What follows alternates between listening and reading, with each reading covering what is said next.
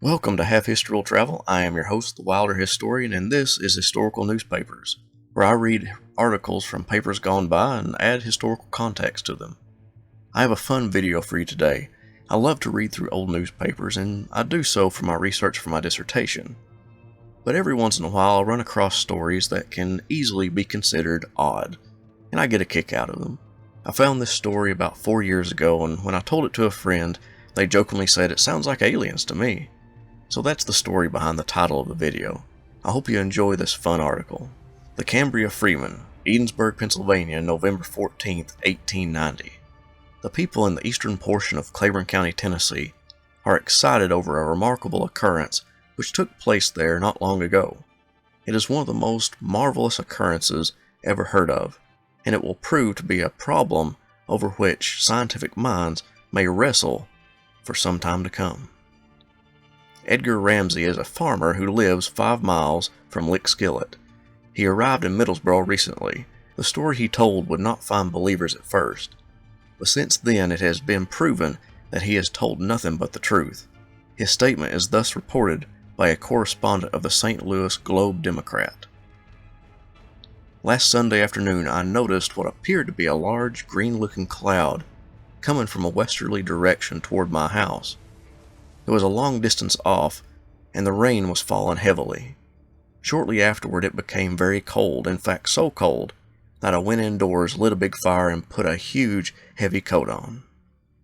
When I came out again, the big green cloud was almost over the house, and the air was as cold as on a winter day. The wind howled, and the hail fell in stones big as eggs. All this lasted 20 minutes, and then the sky cleared up, and I felt more like myself. An hour after, I was sitting with my wife near the fire when I heard a horse galloping at full speed, and when I went out to see who it was, there stood Jake Warren, a neighbor farmer who lives about 1.25 miles from me. He was pale as a ghost and was trembling all over. It took him over 10 minutes to commence to tell me what he had to say, and as he was talking, I thought he was crazy. He stated that a big green cloud had come over his place, and that something which looked like balls of fire had fallen all around his house. He had 5 acres of corn growing in a field next to the house. After the storm had cleared, he went to see what damage had been done. He saw that some corn had been blown down, and entering the field he found every stalk turned to stone. There were 2 fine hogs in the field, and they too were petrified and standing there as if cut out of solid rock. Myself and wife thought the man was raving mad, but induced him to remain over till morning, when we promised to visit his place with him. We did, and what we saw will be remembered so long as we both live. There was corn blown down, but every stalk of it was petrified.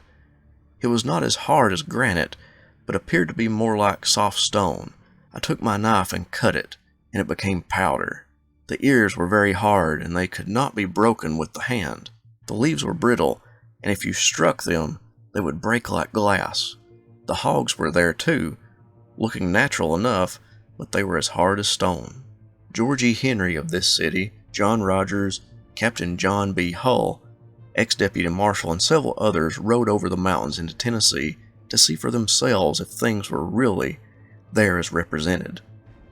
Captain Hull, an ex-United States Deputy Marshal, makes the following statement. We went over this morning. I doubted the story on starting, but thought I'd try it anyhow. We found Warren's farm about 7 miles from the gap, and there, sure enough, was the cornfield completely petrified. The stalks were somewhat blown down, but they seemed completely turned to stone. The 2 hogs were there also, and they looked like they were carved out of rock. It was the strangest sight I ever saw, and I can't begin to describe the thing. There were a number of men guarding the field with Winchester rifles, and they wouldn't let us go into it. They only let us go to the fence.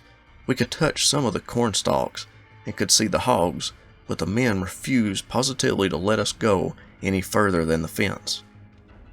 The women wouldn't say why they wouldn't let people go into the field, but I presume they were afraid people would break the corn stalks to pieces. There was quite a crowd there, looking at the thing, and everyone was thoroughly dumbfounded with what they saw.